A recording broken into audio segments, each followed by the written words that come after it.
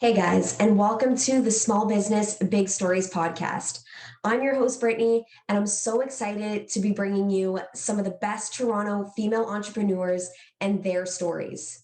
This podcast is for my Toronto ladies, millennial ladies to be exact, who are looking to start their own side hustle or to take their passion project full time. Now, we're going to be working on that self-confidence and helping you see that badass businesswoman that you are, but we're also going to be equipping you with tangible resources and tools.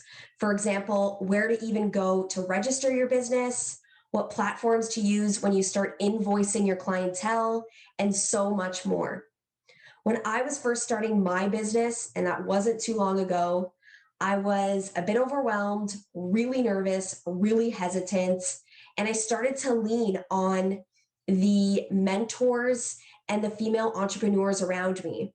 And I thought to myself, how selfish would I be if I didn't share this with aspiring female entrepreneurs, and specifically my Torontonians?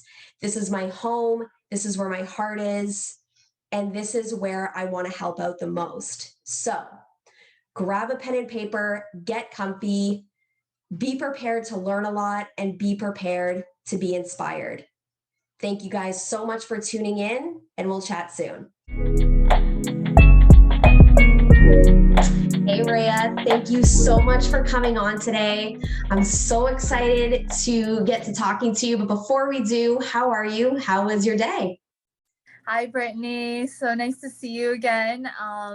I actually just came back from work. So I'm, after work, do a podcast, just a usual day in Bakery. But yeah, it's been a nice day. So sunny day, good moods. And yeah, I'm excited to be here. Awesome. So are you coming from Bakery, like the kitchen, or are you coming from your day job? Because I know before you mentioned that you were a COVID nurse. Yeah, so during the week I am a full-time COVID test nurse. So I did from my nursing job, per se, my full-time nursing job. And during the weekends is when I work on Bakery. My gosh, never a dull moment. Never a dull moment, for sure. So yeah, like I said, I'm really excited to have you on. And without the blogTO feature, I feel like I may have not come across you. I feel like maybe in a little bit I would see, especially a Scarborough-based business, because I'm also living pretty much on the cusp of Scarborough. You would have come up, but that blogTO feature was really what sort of piqued my interest as to what is this, Scarborough millennial entrepreneur doing? What is she up to? And I just loved hearing your story. And this is probably the third or fourth or millionth time I'm going to say this, but I just love the fact that you incorporated your culture. You continue to incorporate your culture, but you also have this amazing mentality where, and I'm going to totally butcher the exact quote that you said, but it was essentially a takeaway or something that you can really give to aspiring entrepreneurs is just to do it, is just to go for it and really put your all into it. And that was something that really hit me profoundly, because we spend so much time, or at least I do, and I know quite a few people do as well, in the overanalyzing process. And we think about all the ways that something can go wrong. And then by the time we're done, it's like, well, now I've just convinced myself out of that idea altogether. And so I just love that that takeaway was so simple, but so profound. So really, I want to get into who you are, where that attitude came from, and how it has continued to help you progress in your business. So tell us a little bit about yourself, about Bakeria. And yeah, I'm just excited to hear your story and also share with the audience my experience with your delicious treats. So please, the floor is yours.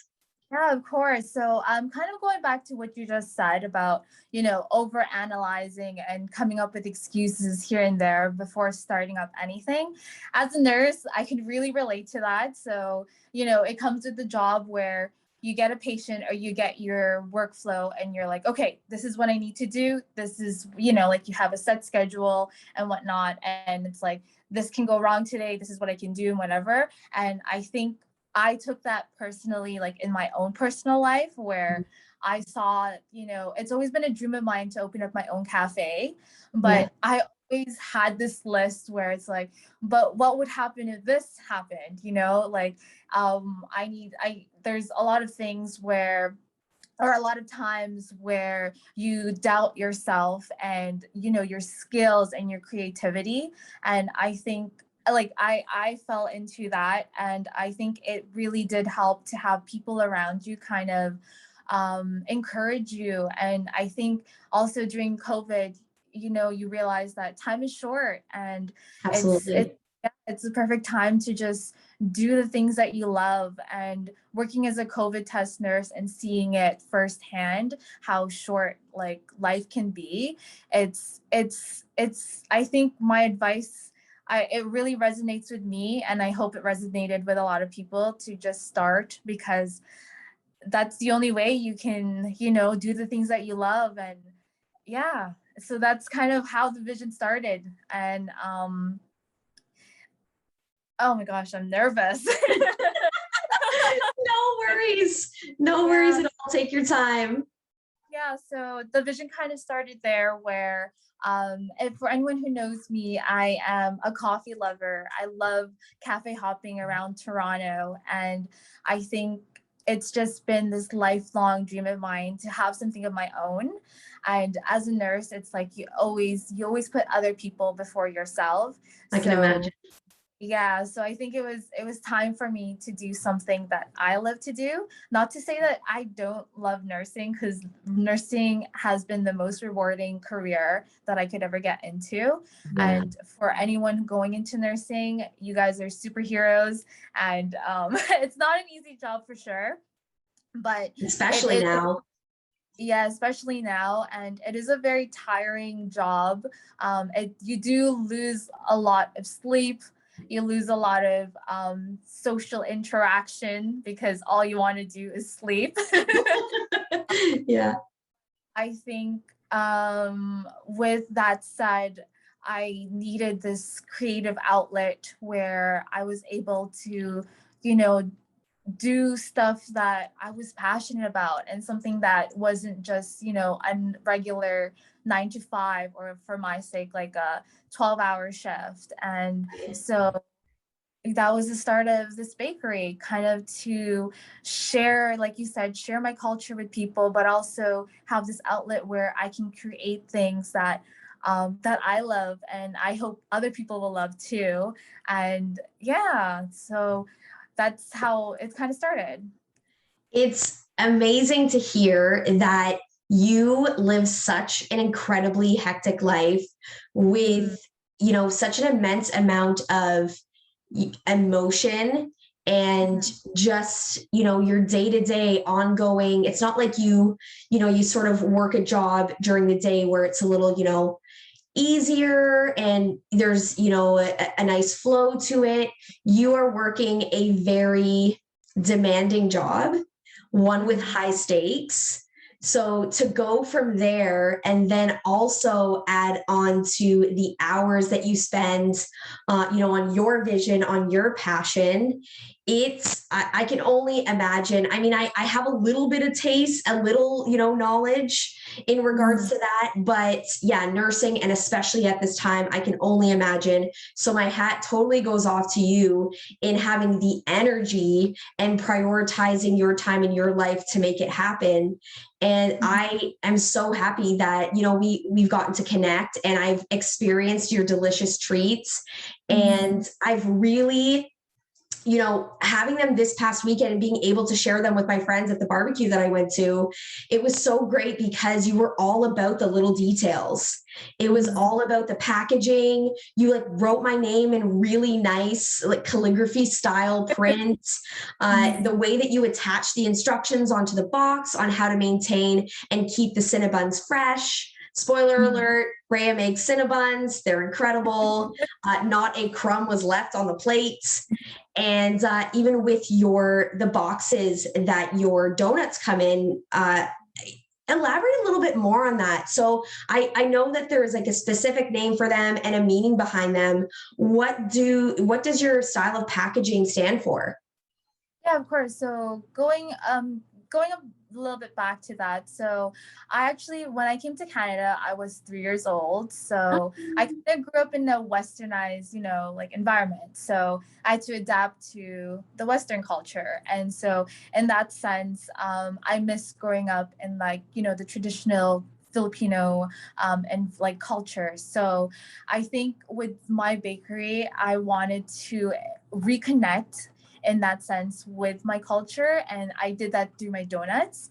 So the concept behind the balikbayan box, so the meaning behind that, so it comes from the Tagalog word balik, which means to return, and bayan, which means town or nation.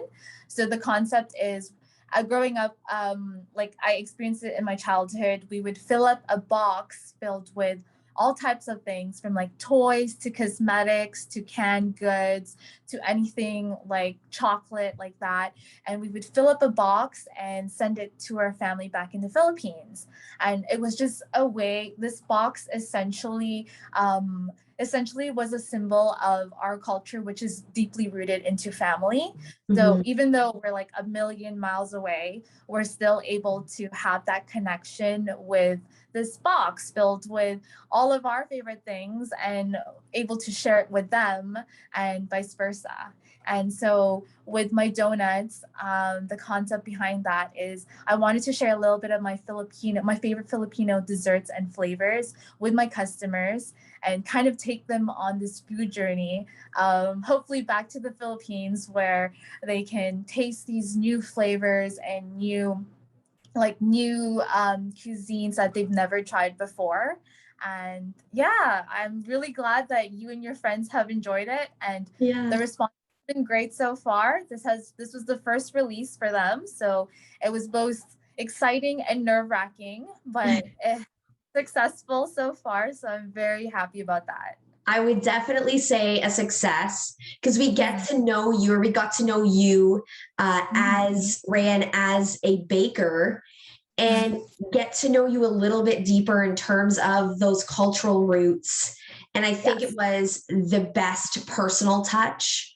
I think the best thing that an entrepreneur can do is to really get those personal touches incorporated with their service or with their product.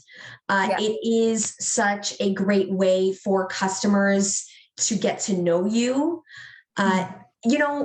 There are businesses, or there can be businesses where, you present a service, you present a product, and that is what it is, right?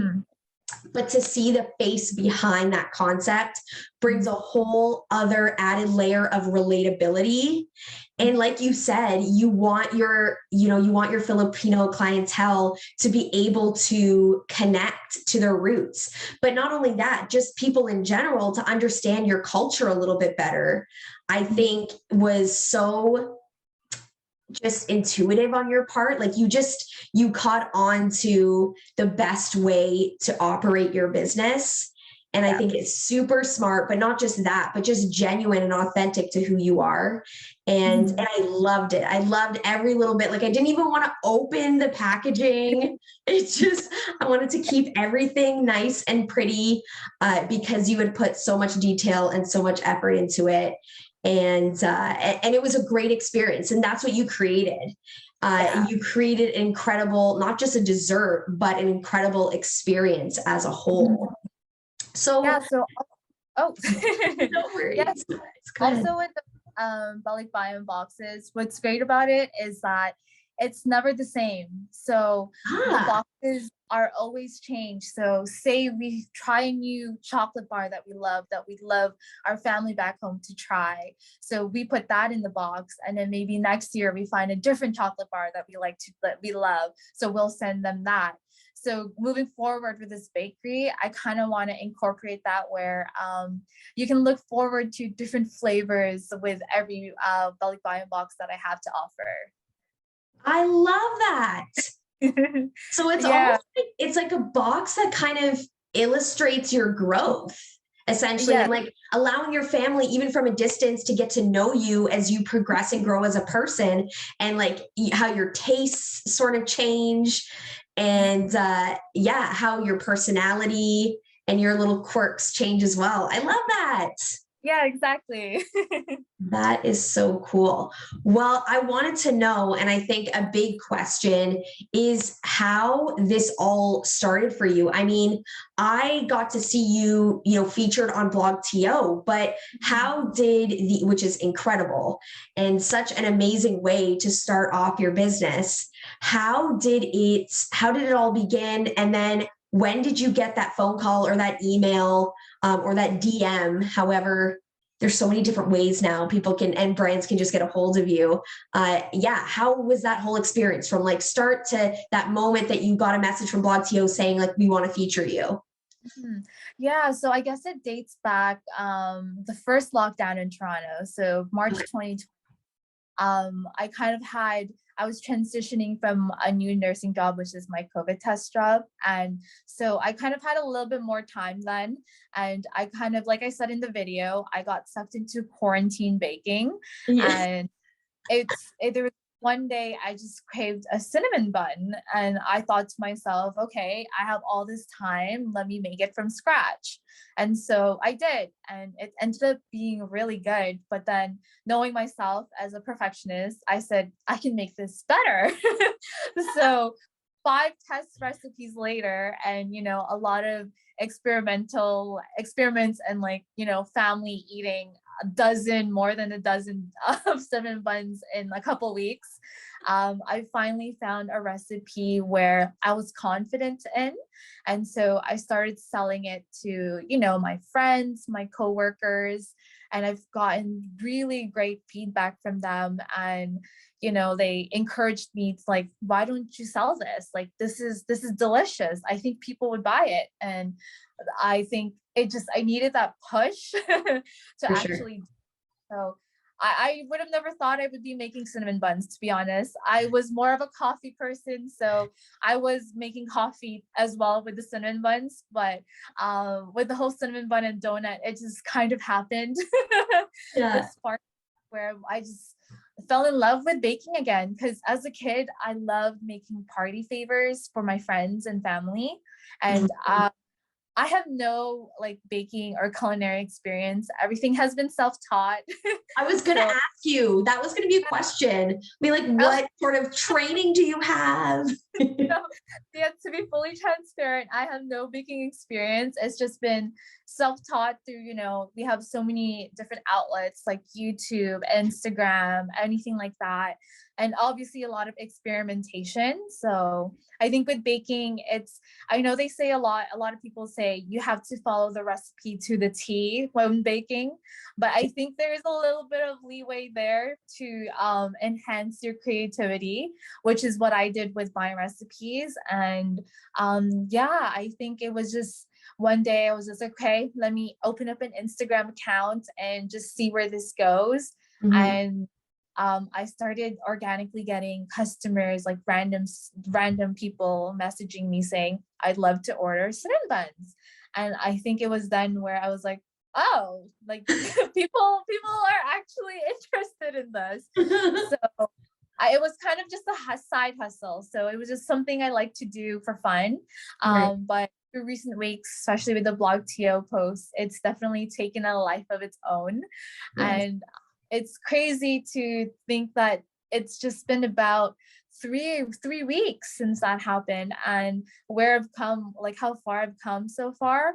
The story behind that was blogTO actually reached out to me on Instagram.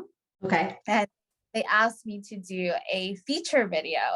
And at the time, I was like, me? Are you sure? Are you sure you're the right person? I was at a little less than 200 followers, and I was really, really small. I didn't really have any big expectations for this. It was kind of just gradually, like I wanted to start small and gradually make my way up. And with that DM, it just changed everything for me as a small business. So we did the video, and I would tell people, you know what, like, I don't want to set my expectations high. If I get one order from this video, I will be very content. Yeah. So getting more than 50 orders for my first drop after the video, Wow. amazing. Words can't describe how I felt. I was very much overwhelmed, but in a very good way. It's an exciting time for me for sure, and I'm excited to share all these flavors and just myself with my customers.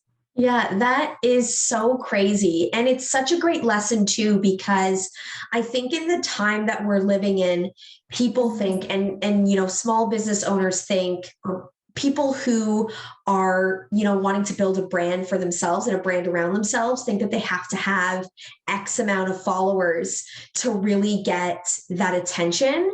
And you have proven like 200 is quite a bit.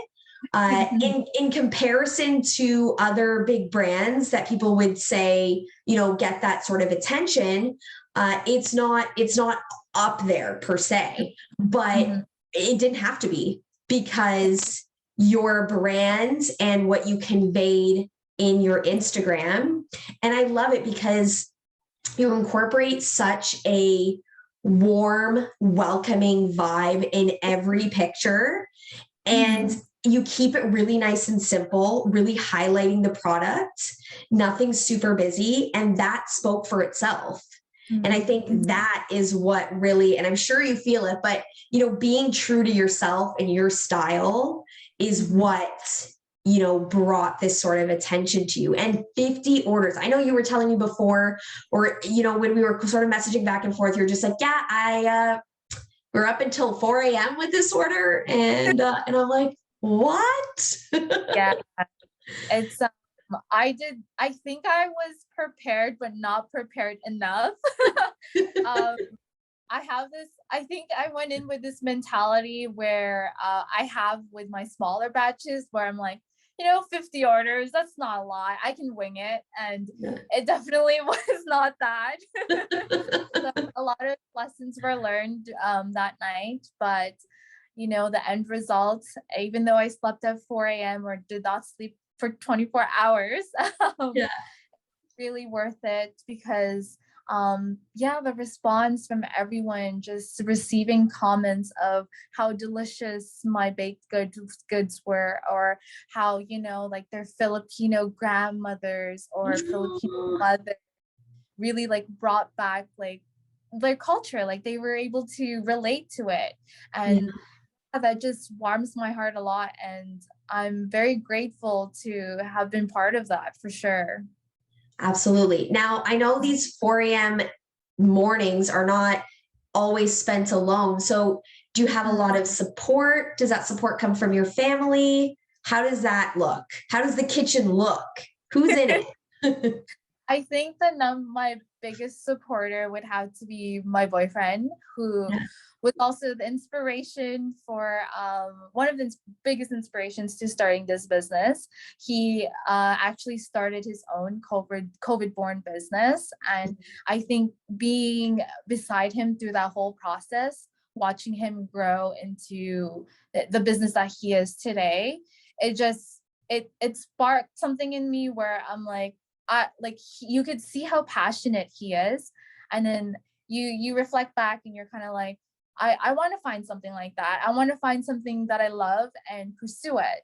And so he joked a lot saying, don't let your dreams be dreams. And as silly as that may sound, I think it really did hit home. And I think it's true. Don't let your dreams be dream, and just chase it. And it's not easy, not to say that it's easy, but Not it's not in the slightest. It's not impossible at all.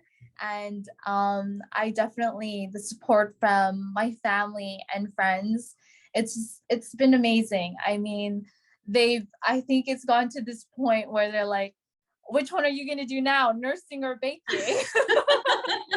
And were they shocked with how, quickly you were being noticed and how the orders were just sort of flying in? Like, what was their reaction? Yeah, so funny story was before I released those Filipino donuts, I actually did kind of like a taste test with them because they are the Filipino family. They know these flavors. They grew up with it. Yeah. So I made it for them. I let them try it. I got their opinion on it and they were like, like this is good. And they asked me, are you gonna sell this? And I was like, Oh. and so they're like, okay. There was a little bit of like, like a little bit of doubt because, coming from Filipino or Asian family, it's like, you got to be a nurse or you got to be a doctor kind of things. And baker was never in that list. So, but they were definitely like, when they tried it, they loved it. So they're like, okay, maybe this can be a thing. And You got that stamp of approval. got the stamp of approval. And so when that video came out, I feel like the whole Philippines, like my whole family in the Philippines knows about it. My mom was on the phone every single day talking to a new family member and saying, yeah, like she got featured on blogTO and she's making these baked goods. And it was just really great to see how proud they were of me and how like my hard work is paying off because yeah, lots of donuts, lots of arm work, which I was not prepared for, but it's been a great time so far for sure. Yeah, I think no matter what age we reach, our parents' approval is something that never goes away. It's always like if mom and dad say that they're proud of me and I'm doing a good job, that is just nothing else matters. Okay, they said I'm doing a good job. I'm killing this.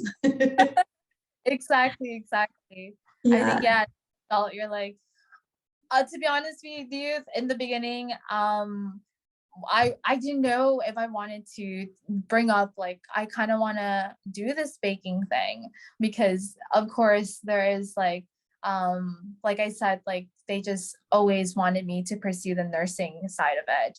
But I think there was a time where my mom saw how much, like how hardworking I was and how passionate I was about doing this. And it got to the point where she came in to help and she's like, how can I help you? Like, what can I do to like improve sales? Can I tell my friends? Like all that stuff. And it really did warm my heart because it's getting that support and getting, especially from your like, your parents, it's amazing. And it really was that driving force to just keep going. Yeah. Oh, that's great. So tell me, I know you mentioned a little bit about, these Filipino flavors and ingredients that you use. Tell me a little bit about that. What do those ingredients look like? What have you sort of brought in that you have really, really enjoyed, like you've tried and you're like, okay, this one's going to stick? Or do you plan on rotating some of the ingredients that you've been using? What's the deal? Yeah, so I think for me, what I wanted with this bakery was I wanted to introduce flavors that were not as common. So I feel like with the start of my balikbayan boxes, I did want to include ube and pandan because those are a staple. I think Yes. a Love lot of ube. and non-Filipinos would know like that's like a staple Asian dessert, like Asian flavor, right? Yeah. So I think it was a good idea. I think my idea was to start off with that. So, something people are familiar with, but Yeah. also did my most unique donut, which is my Turon Donut. And that was inspired by a Turon, which is basically a deep fried sweet banana spring roll. And so, Oh, I think yeah. there's a variation of that in the Caribbean. My family's from Trinidad and Tobago, and I think there is a variation that we also, and I think, yeah, that Yeah, sounds really familiar. yeah, so we caramelize the plantain, or we roll it in like brown sugar, and then Hmm. we put the wrapping paper, and then we essentially just deep fry it. So That yeah, sounds wonderful.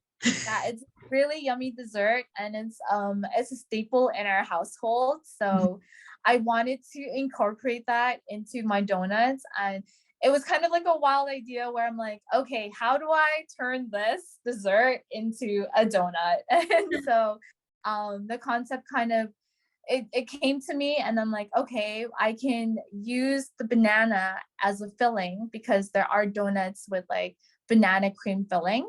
So it's the same Hmm. concept, but then I'm like, how do I incorporate the crispiness of it, which the brulee part of the donut came into play. And I tested it one day, and it was great. Like, what else can I say? I'm like, this is Clearly, 50 million orders later. yeah, it's crazy because it was just a concept. I made it and it ended up being delicious. And yeah, those are just the kind of flavors that not a lot of people are familiar with, and especially in a donut form. So I want to make these balikbayan boxes kind of showcase these unique Filipino flavors that are not so common, and bring them on this journey with me, as well as I recall all of my childhood like Filipino desserts that my mom would make me. Yeah, absolutely. So ube and the Turon, that's going to stay staples of Um, the donut flavors.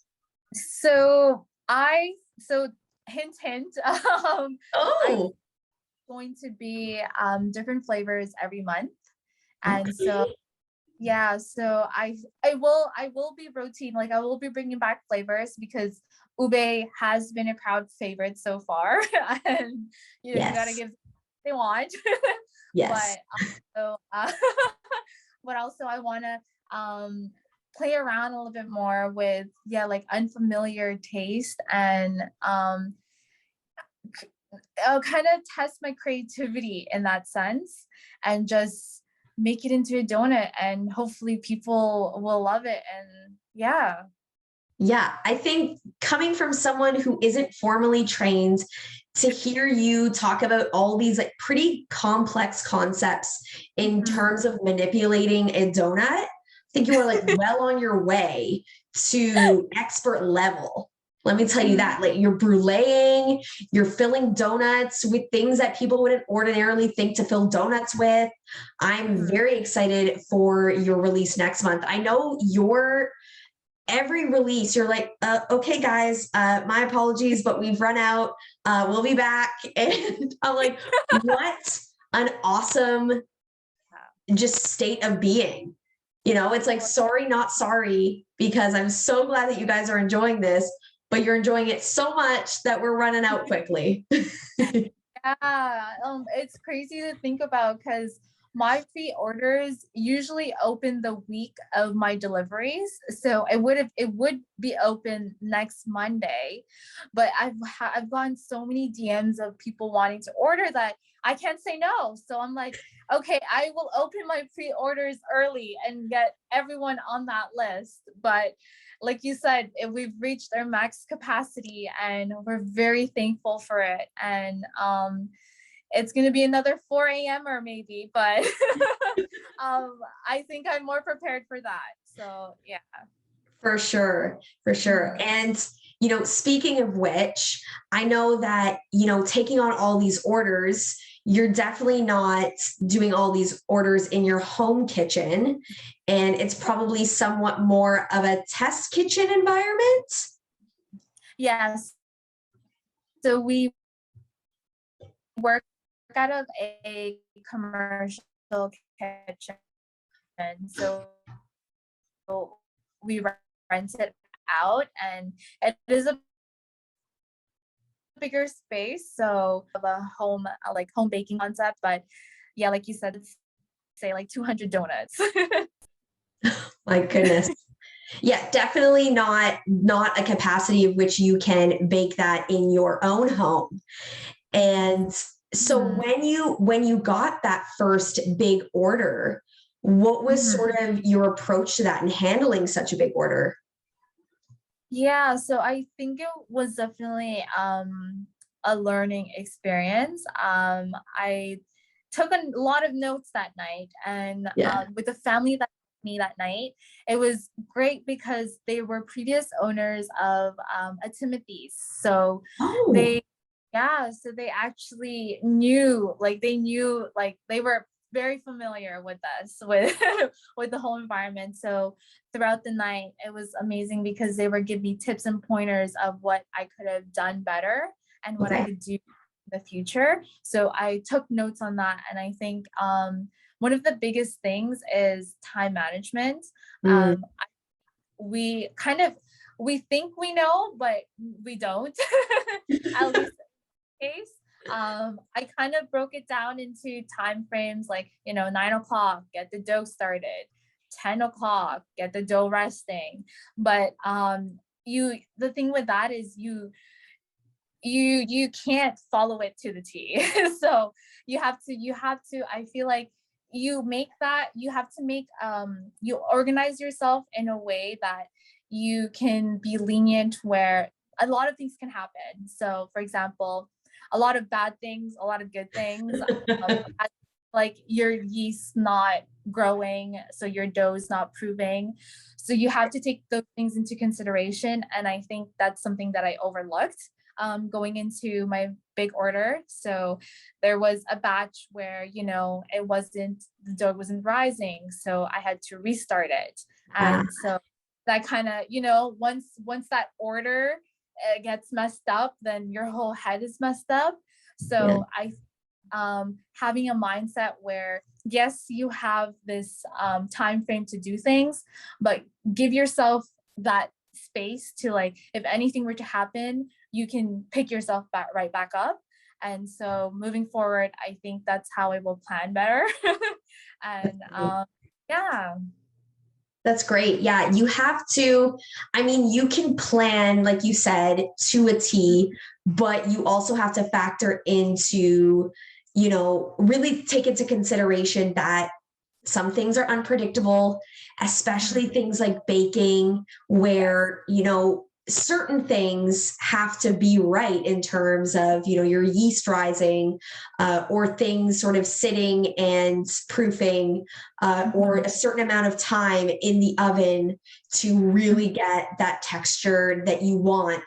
So there are a lot of, and correct me if I'm wrong, but trial and error, especially in the beginning, where Mhm. you are, yeah, you have your schedule, but you've got to make room for, oops, didn't Yes. see that coming, but for next time that Mhm. that's an area where you need to improve, and that only comes with experience, that only comes with time. Yeah. Is there anything else, like was it like, let's go to Excel and let me like plug everything in to like a timesheet, making Yes. sure that everything, was that sort of your approach? Was it more of an analytical approach, or was it, I have these things sort of visually in my mind and I'm going to try to stick with that? How is that for you? I think it was a little bit of both. So I did try the charts and everything. I'm not much of a techie person, so I was writing things in a notebook, and Oh, my that's notebook was me. not That's me big enough. right here. That's me right here. My notebook was not big enough, so I had to revert to using online like charts and everything. But I think the biggest challenge for me was I was so used to baking on my own Mm, that I went into that large order with that mindset, and it was like I was like, I could do everything. Like, let me do this, let me do that, because that's what I'm just used to. And right. um I think just to accept that you do need help, right? And like with 50 plus orders, like two hands like more than two hands is gonna help, gonna make the order much go by faster and everything like that. So I think just realizing that, and that I do have the help of people around me, and just delegating and showing them, this is the vision, and this is how I want it to be done. I think they were very understanding, because for me, I don't like bossing people around, so it was very hard for me to do that. And but I think it was the right move to make that night. You got to get things done. Yes, you got to get things done. But yeah, I think that was my biggest challenge, was just to seek help and just know that I'm not alone in this, and that there are people there to support me, but also to help me in the process of it. And that's fantastic, because to go from, you're getting those smaller orders to then getting 50 orders, it's like, okay, you got to move, and you got to move fast. And you said it so perfectly and so insightful when you're like, you can't just go in with the same mindset as if you're filling smaller orders. You need to delegate, because you are only one person. And I think that is such a great mindset to have when you are looking to grow your business, or you're just like, I'm one person. There's no way that I could be all of these people at the same time.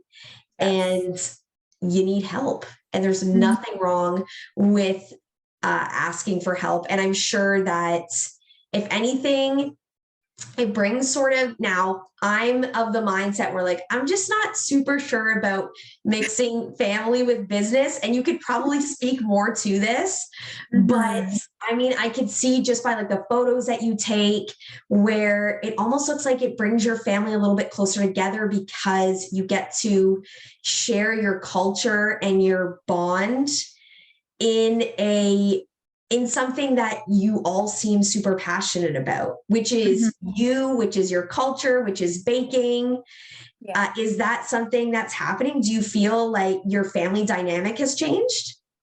Yeah, I think there will always be ups and downs. And you will always be like, oh, you're not rolling the dough like properly, that kind of thing, or you're overfilling the donuts, or you go in and you're like fixing every little detail of the product that they're making. And you will definitely have those. But I think when you step back and you just, you see them, and they're helping you pursue your dreams, your passion, it's just amazing to see, especially firsthand, and knowing that you have that support system, and that you're not alone in this. It's great. And being able to, like, at the end of the day, with all the leftovers, enjoy it together. That is great. And your story is just, it just, really put a huge smile on my face. And I'm sure, it puts a big smile on a lot of people's faces, because it's so relatable. And it just is such an amazing blend of culture, of family, and of what most people love, which is dessert. So thank you so much for sharing your story. Before we head off, I would love to get to know a little bit more about you in our lightning round. So I'm going to ask you 3 questions. I did not give Rhea these questions beforehand. This is pretty standard to how the podcast runs. And you take your time in answering the questions. And so the answers will be either one word or up to a sentence in terms of your response. Okay. Awesome. Okay. So you mentioned that your boyfriend is also sort of in the sweet treat making business. He's making his own chocolate, and dark chocolate to be exact, correct? Yeah. That is okay. Correct. So you're not the only one with a knack for making sweet treats. When's the collab happening between you and your boyfriend? If there's one. Next. Pardon? Next week. You're kidding. I'm not kidding. So, okay, this will be more than 2 words or a sentence, or this might just be a little bit more details. Now I'm excited. Yeah. I literally just threw that out there as a joke, but okay, there's an answer. Yeah. So, I think we just wanted to celebrate this. We both just come so far, and we both reached 2K, so it's kind of like a celebration. So exciting. A celebration thing. We wanted to do a collab. I mean, everyone's been asking about it, and I feel like it was finally time, and it was the right time to do it. And so we've been testing some recipes and having some friends and family try them, and we've got the approval. So that's why we're doing a giveaway. And so they are so they are Filipino. They're also Filipino inspired donuts, but they incorporate his chocolate. So the dessert, or the Filipino dessert, is called champorado, which is pretty much a sticky rice with chocolate. And so it worked perfectly. So we kind of just used his chocolate, mixed it with Rice Krispies for like a crispy top, and then the inside is filled with like a coconut chocolate cream filling. Wow. My mouth is watering already. Yeah, the way is coming up. That's great. Awesome. What a coincidence. Okay. So the next question, that is too funny. The next question, what's happening in the kitchen while you're baking? Is there music on? What's maybe a word you have, maybe a word to 3 words of what your mindset, what your state of mind is when you're just in your mode, in your flow? I think that's a really good question, by the way. I think it would have to be the word calm. Ooh, that is a good one. Simple, but really hard. Very hard. I guess okay. Well, going off that, I am not much of a meditator. I tried it many times. I think there's this thing where so much thoughts go into my head too quickly and too fast, and I think when that happens, everything becomes a mess. So when I'm baking, I try to keep a calm mindset and kind of, I guess, meditate in a sense, to keep the kitchen calm and not a mess. That's awesome. Do you guys have music playing while you're going, or is it just sort of calm silence? Yeah, some days it depends on what we're doing. So if we need something that requires more focus and attention, then no music, no talking, no music. But just straight and narrow, that's it. Yeah, the fun stuff like torching the donuts or filling the donuts, then music to get into the groove of it. Got it. And what kind of music is your sort of go-to? I think for me it would be indie music. Okay. Yeah. So it's a little kind of a little mix of I guess you could say very cool and relaxed and very calming. I would agree. I would totally agree with that. Awesome. Okay.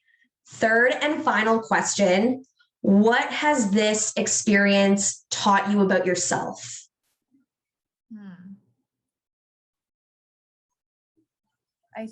Oh gosh, this you really got me there.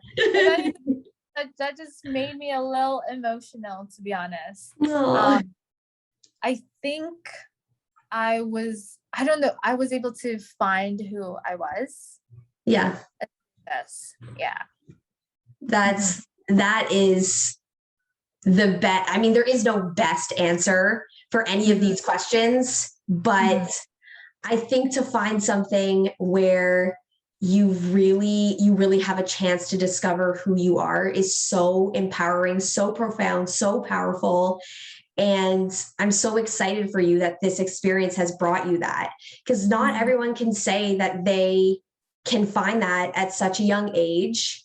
And if you don't mind me asking, how old are you? I'm 26. Though I may not.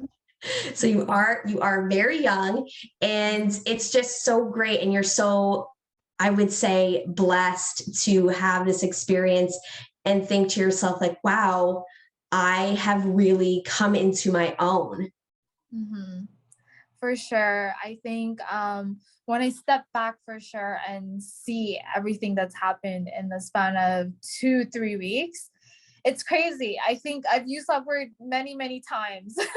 I always say crazy, like, what's going on? Like, I don't know, but I'm still trying to wrap my head around it. Mhm. And I think, I think it's time for me to listen to that voice in my head that says, you can do this, like, just go for it and just do what you want to do. Stop doing things for other people, do things for yourself. And I think, it's just finally time to listen to that voice. Good. Such Mhm. an awesome piece of advice, a great takeaway. And before we sign off, Mhm. where can people find you and your amazing treats? So right now we are an online micro baking cafe. So all our orders are made through our Instagram. A website is in the works. So That's bear with us. awesome. It's a lot of work for me because DMs, I have to respond to DMs, and it's a lot. But I'm happy to be able to personally chat with my customers and build that bond with them where they can talk to me anytime, ask me questions, and I will respond to all of them when I can. And so, yeah, you can find me on Instagram and you can DM me your orders. We are at full capacity for August 15. Sorry, So not sorry. we are taking orders for August 29, and this might be the last week for these set of flavored donuts. So you guys Ooh, to next month, where hopefully we'll have some new exciting flavors coming up. And yeah. that's great. What is your Instagram handle? Yes, so you can find me at Baker Ray X Cafe. So Amazing. do spell that out, or It's okay. I will do that in the episode description. So no worries at all. And again, thank you so much for taking the time out of your really busy schedule to share your incredible story. I'm so like, your personality everything just blends well and it just makes sense. Mhm. And I'm so excited that we got this opportunity to chat. I can't wait to see how your business continues to blossom. And again, thank you so much for joining me tonight. Thank you so much for having me. This is my first ever podcast. You So did it's, great. yeah, it's exciting. It really is. There are some new exciting projects coming up, so look out for those. But having an opportunity like today, I'm just very grateful, and being able to connect with people such like yourself. This is why I do it. All right. To meet people, connect with them, and share each other's stories with each other. Well, I'm very excited to hear about these new upcoming projects. Mhm. And we will certainly have to I say this to most of the incredible female Toronto entrepreneurs that I have on here, where it's like, we have to do a part 2 because they always add, which is great for them. They always add, well, there's some exciting things coming down the pipeline. I'm like, okay, so part 2, let's chat soon. Yes, I'm all down for that. Amazing. Well, you have yourself an amazing night, Rhea, and we'll chat soon. Amazing. You too, Brittany. Have a good one. Bye.